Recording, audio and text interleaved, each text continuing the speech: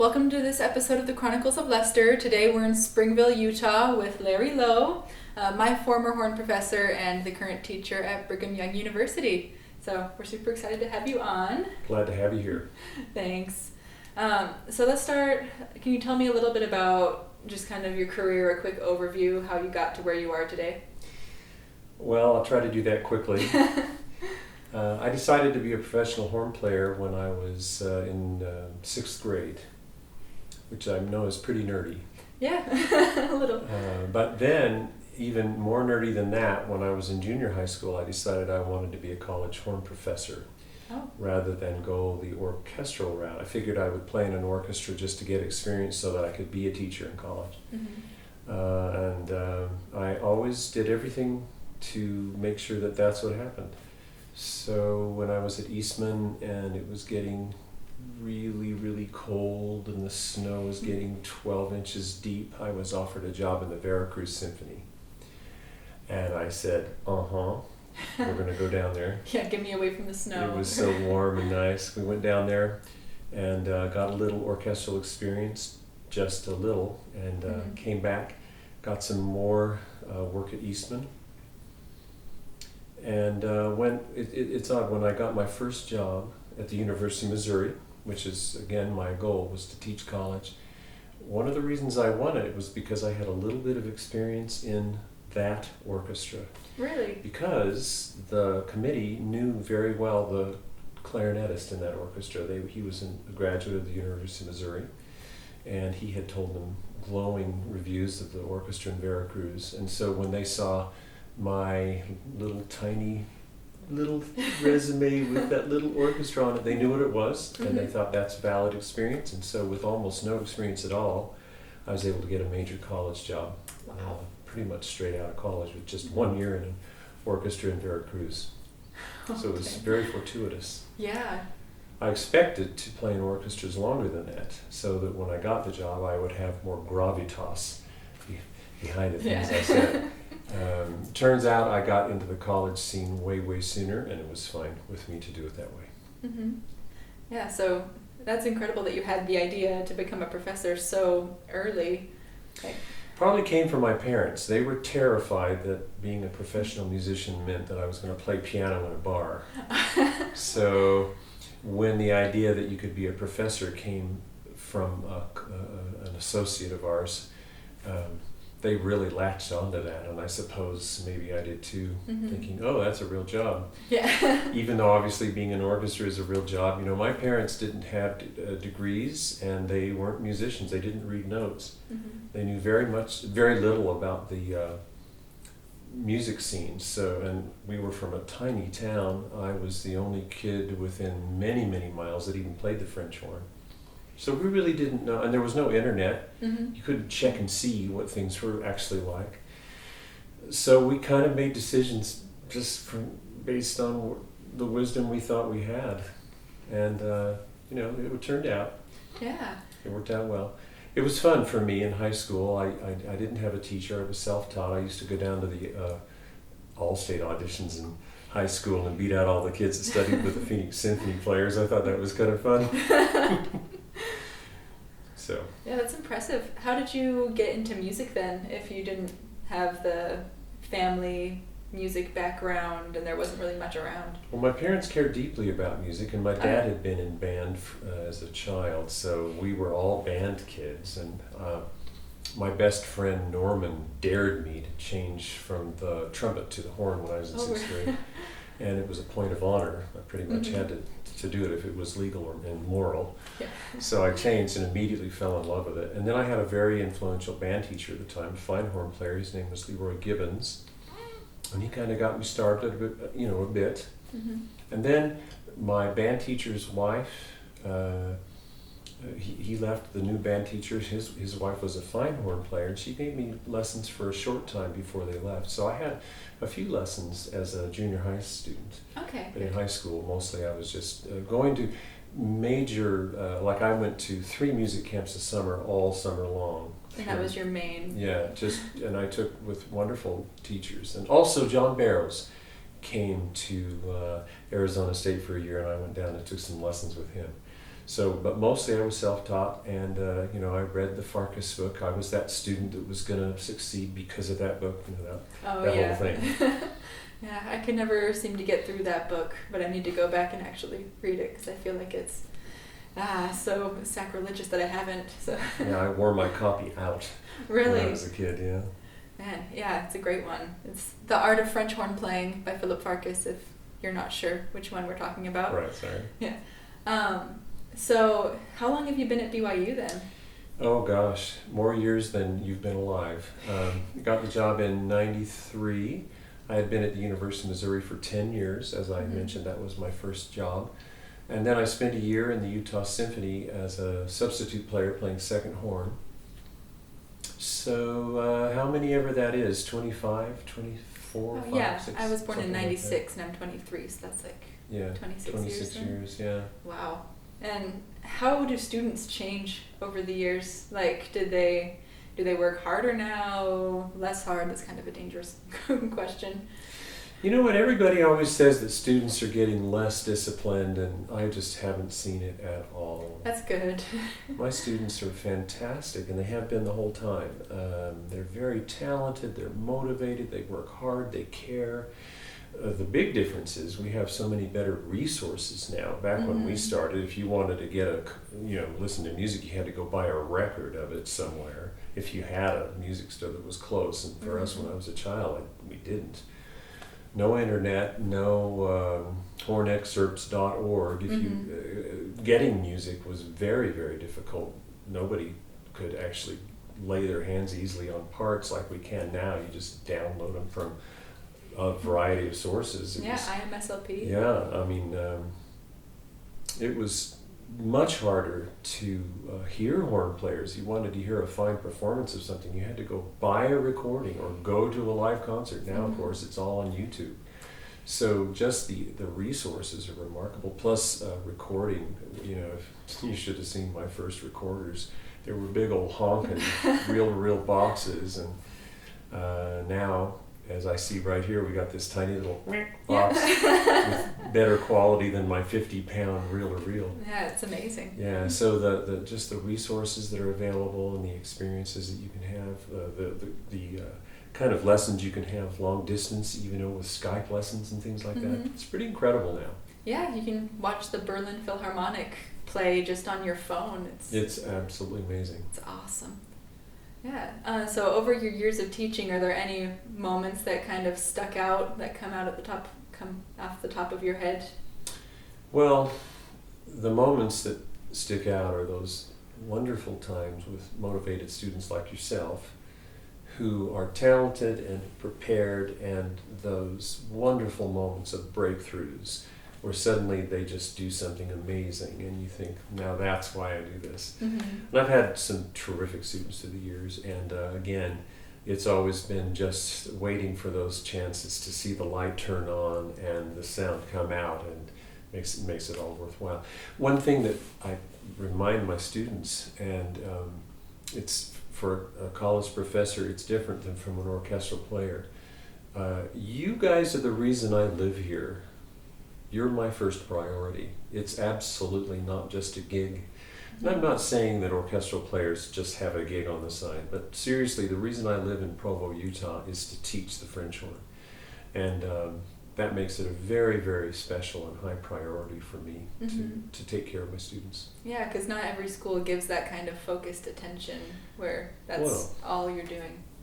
Yeah, and that doesn't mean that there aren't wonderful teachers that play in orchestras. There are. Yeah. There are a lot. My feeling is that to make a living as a musician, you need to either play and teach or teach and play. I mean, most of the orchestra players I know are teaching in college, and most of the college teachers I know that are successful are playing. I mean, that's just the way it ought to be, and certainly the way I've done it. Yeah, because you can apply the experiences from your own performances outside of the teaching gig or not gig for you, but teaching to what you're... I know what you meant.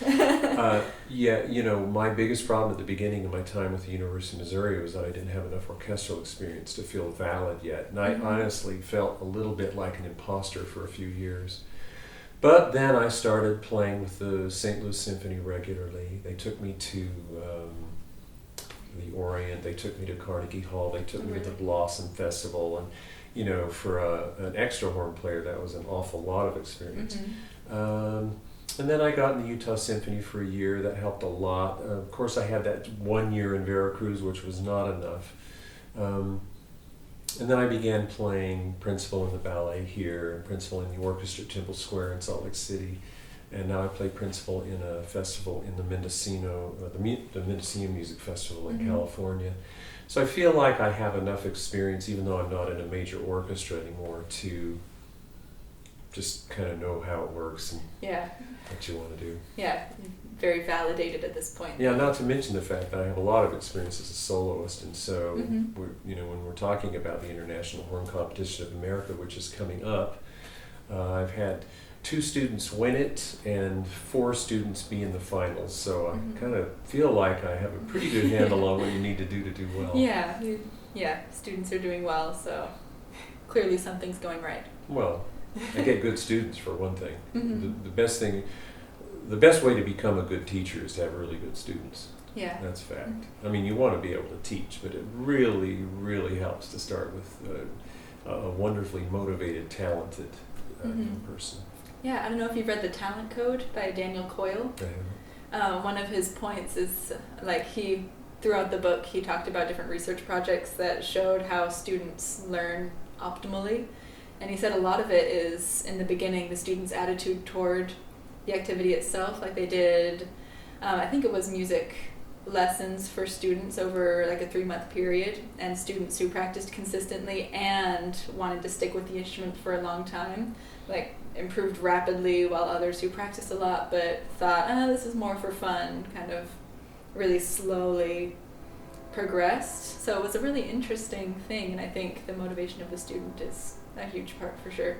Well, it's other than talent, it's the thing that makes the difference. Yeah. It really is. Okay, so you talked about how some of your students have won the International Horn Competition of America, 4 have placed in the finals or gotten into the finals. Are there any other students or former BYU alumni that you can name? Yeah, I was thinking Anna Linhart is principal horn in Honolulu. Yeah, she's having a good time. And then I've got some students that are playing. Spencer Park is playing in Houston, and I've got a student playing in New York, not the New York Philharmonic. I've got students that have done nice things throughout the country. I haven't been in one of the music schools where the most high-powered possible students from the very best preparation come and get straight into major orchestras. That's not been my role. Being at a church-based institution, I've been working with young people who have similar values, similar life goals. Often in our culture, the young women who are the very best players I've had choose not to go into professional playing because of just a cultural choice. And that has, again, I think maybe some of the very most gifted students I've had that have been young ladies haven't entered the career with the frequency that they might have had I been teaching in a different culture. But I've had very just wonderful students through the years, and many of them are doing really good professional things. Yeah, and then was it Laura Brennis? She was one of your former students, right? Laura's doing really well in LA. Yeah, that's true. Yeah. And one of my students is playing very frequently with the Seattle Symphony. She was one of the ones that won the Horn Competition of America, but she chose to put her career on hold a bit, so, for her husband, that kind of choice. And so that's kind of the way it has been for a lot of my students since I've been at Brigham Young. Yeah. And then you were at BYU the same time as Jim Thatcher, correct? That's true. Jim was a senior and I was a freshman. Jim Thatcher was an amazing horn player in college. The first piece we played in the BYU Philharmonic was Beethoven's 7th Symphony. I'm sitting second horn to Jim Thatcher. He's on an 8D. He plays it all without an assistant, does not miss a note in the rehearsals or in the concert. And I thought, wow, college horn players are really good. So yeah, and Jim and I have stayed close all through the years. He's still a tremendous horn player. I mean, he's again, he's a little bit older than I am, but he's still playing very well, and has been an inspiration for a whole generation of movie players. So, Jim actually got his start in the Phoenix Symphony for just a short time. Then he went out to LA where he had been raised, and the composer that caught his eye first was James Horner. And James just used him a lot, and then the major composers around him, like John Williams and others, used Jim and continue to. Things have changed, horn parts are a lot different than they used to be. They used to be real complex with a lot of difficult melodies. Now, with the more Hans Zimmer sound, it's a lot of really high, long football notes, and it's very, very hard on your arms, right?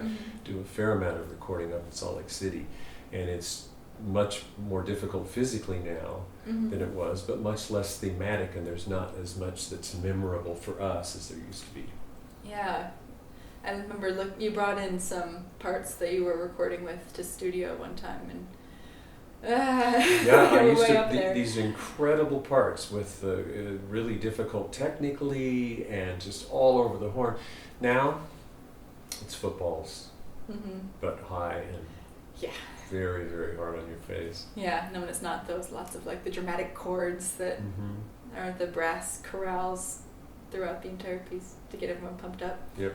So our theme for this episode is kind of talking about practicing while on vacation, because Jake and I have been all over the place the last week and a half, 2 weeks, and so I've just kind of been talking about ways that I try to stay in shape. So how do you go about staying in shape, prioritizing your time, all that kind of stuff? It's a great question. When you're traveling on vacation, first of all, you just have to take the horn. It depends on what your priorities are. If you want to be a professional horn player, you have to take the horn. Yeah. I have stopped at rest stops and practiced many, many times. And I've had some strange experiences. One time in Illinois, I was stopped at a rest stop. I was playing Mozart concertos, and a man came up to me. This is when I was in the Utah Symphony. He came up to me and he said, I just couldn't obviously notice. I noticed that you were playing the horn. I used to play horn in the Utah Symphony. I said, well, that's very odd, because I do now. So you think things it's like happen. in Illinois, so. Yeah. I always find the place in an airport that is as far away from anybody that's, I'm going to bother, and I try to play. When I'm not traveling, I just make sure that the horn practice happens first. For example, right now we're right in the middle of a renovation of this house. But before you came, I got my horn practice in, and it was a good heavy practice, and I thought, well, that means that it's going to take me longer to do the reno, and that's okay. Because even at this stage in my career, if I don't practice every day, I don't sound good enough to do my job. And if you're a student and you don't practice every day, you're not going to be good enough to beat out the kids that practice every day. Yeah. And even if you're really talented, this is so much about the physical stuff, so much about strength, so much about suppleness, and frankly, just so much about the subtleties that take that everyday kind of reminder of how it's supposed to work. So when I go to my relatives' houses, I take the horn. It drives them nuts. I go up and find the bedroom as far from live human beings as I can, and I practice every single day. Even the travel days, it's really hard to get there, to be at your relative's house, and everybody's talking, and you say, I have to go practice. And when you're in a hotel, one thing that is really useful, I don't have my horn with me, but I always take my mute with me, and I've discovered that in a hotel, if you put the mute in and then put a pillow over that, you can practice in any hotel room, and it's not as loud as the television.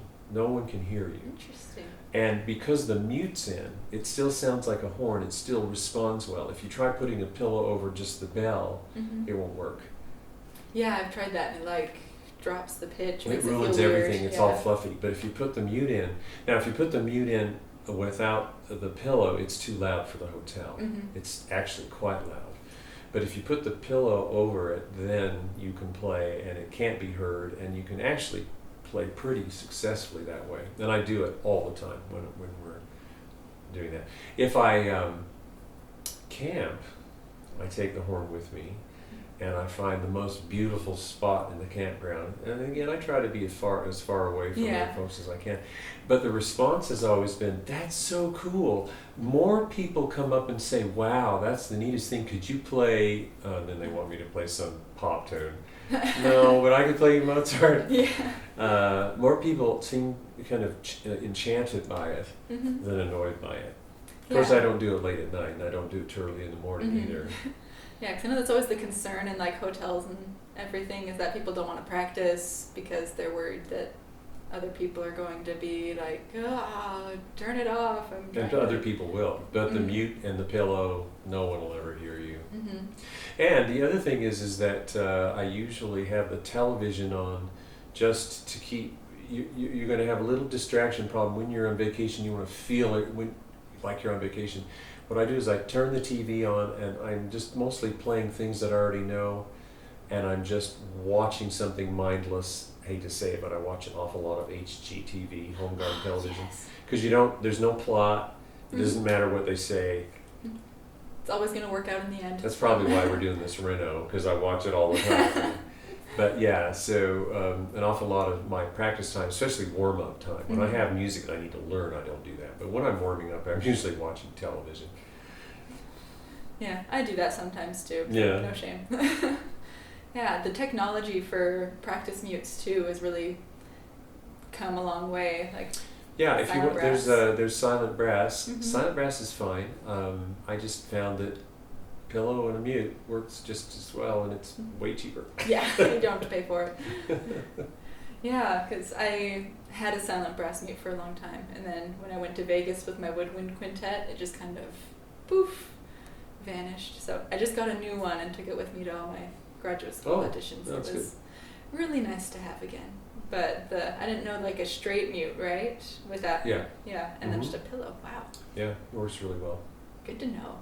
Yeah, I should dim them, but again, my horn's upstairs. Yeah, so. That's okay. And then, so do you have any advice for young musicians like my age who are trying to build a career? Yeah, I do. Don't be afraid. There's a tremendous amount of fear around you. A lot of people will tell you not to do it because you need something to fall back on. If you try to go into performance or something, they'll tell you that it's too risky. There's always room at the top. When you set your sights on what it is you want to do, you just attack it until it happens. I have a good friend here in the Utah Symphony who's taken at least 50 auditions. And many of the professionals that have major positions talk about the fact that it took them a long time to win that wonderful job. My goal was to win a college job, and I basically won the second one I tried for, and then I've never lost one since. So for me, it was a little bit different. I won't say easier. A lot of people try to get college jobs and they can't do it. I put together a really good, well, it was a tape at the time, and I had played a lot of chamber music in college, played in a lot of quintets, which is a part of really good college jobs. Usually you'll play in a quintet, either woodwind or brass. I played a lot of solos, and I have the gift of gab, so I was able to handle the interviews, I suppose. Oh, good. So I was able to get those jobs successfully without doing too many of those interviews. But you don't be afraid. Everybody's going to try to scare you away. And the question is, how much do you want it? If you want it and you're talented, and it should happen. Yeah, that's great. I think it's Peter Corral. One of his things he told me when I did a lesson with him was, you have to be averse to the risk and just go for it. Because there's no harm in giving it your best shot. So.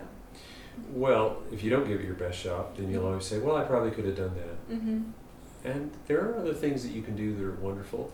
Frankly, for a performance major, I think you pretty much have to decide this is all I want. If you have something else to fall back on, you probably will. Because it's very difficult to compete on the level that people are actually winning jobs in America. It's very difficult. But there's room at the top. If you're well prepared and you're talented and you have enough stick-to-itiveness, there is room. yeah, you just got to keep going. It's just kind of the hardest part sometimes, but You have to have courage. yes, it's all worth it if you just push through. All right, well, thank you so much. It's been a great interview. Larry has a bio on byu.edu. You can look him up and check out the BYU groups because they had a really great season this last year, right? They Mahler did some 9, amazing Beethoven, things. not Yeah. Beethoven, Brahms 3. It was a good year. Yeah, I watched Brahms 3, that performance from my hotel room in Evanston when I was auditioning for Northwestern, so that was a good one. Yeah. Well, good luck in Chicago. You do well. Thank I know you. will. Yeah, and they have a great live streaming service, so you don't have to be here. You can check it out there too. All right. Yeah, thank you so much. It's so good to talk to you again and get to know a little more. Thanks.